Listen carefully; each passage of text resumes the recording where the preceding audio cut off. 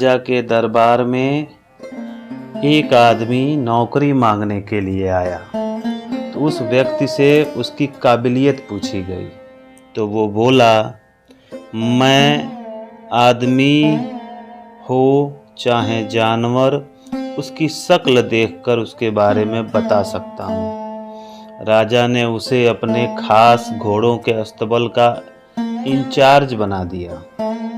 कुछ ही दिन बाद राजा ने उससे अपने सबसे महंगे और मनपसंद घोड़े के बारे में पूछा तो उसने कहा, महाराज, घोड़ा नस्ली नहीं है।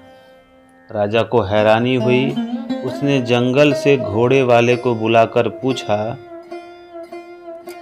उसने बताया, घोड़ा नस्ली तो है, पर इसके पैदा होते ही इसकी माँ मर गई थी, इसलिए ये एक गाय का दूध पीकर उसके साथ पला बढ़ा है।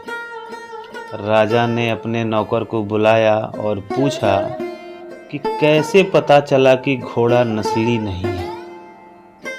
उसने कहा, जब घोड़ा घास खाता है तो गायों की तरह सिर नीचे करके खाता है, जबकि नस्ली घोड़ा घास मुंह में लेकर सर को उठा लेता है। राजा उसकी काबिलियत से बहुत खुश हुआ।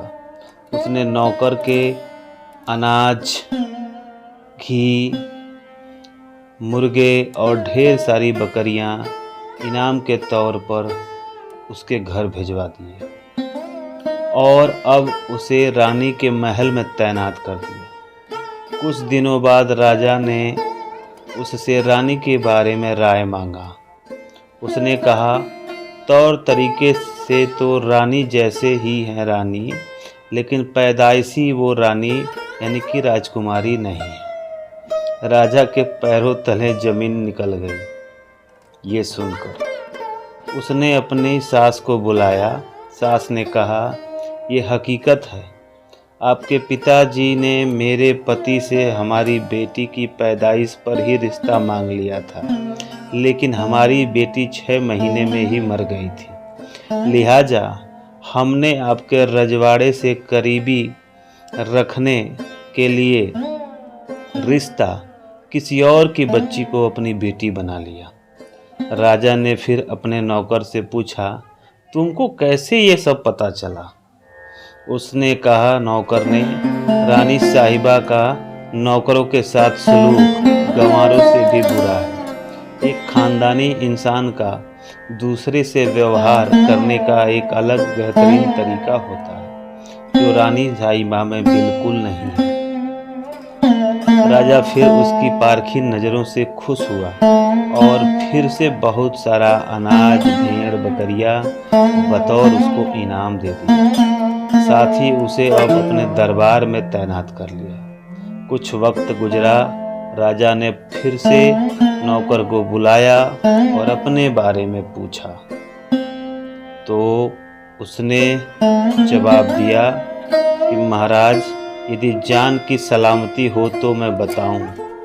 राजा ने वादा किया कि तुम्हारी जान की सलामती रहेगी, तुम केवल सच बताओ। तो उसने कहा, न तो आप राजा के बेटे हो और ना ही आपका चलन राजाओं जैसा है। राजा को बहुत गुस्सा आया, मगर जान की सलामती का वचन दे चुका था। राजा सीधा अपनी माँ के महल पहुँचा। माँ ने कहा, ये सच है, तुम एक चरवाहे के बेटे हो। हमारी औलाद नहीं थी तो तुम्हें गोद लेकर हमने पाला। राजा ने नौकर को बुलाया और पूछा, बता, तुमको ये सब कैसे पता चला? तब राजा ने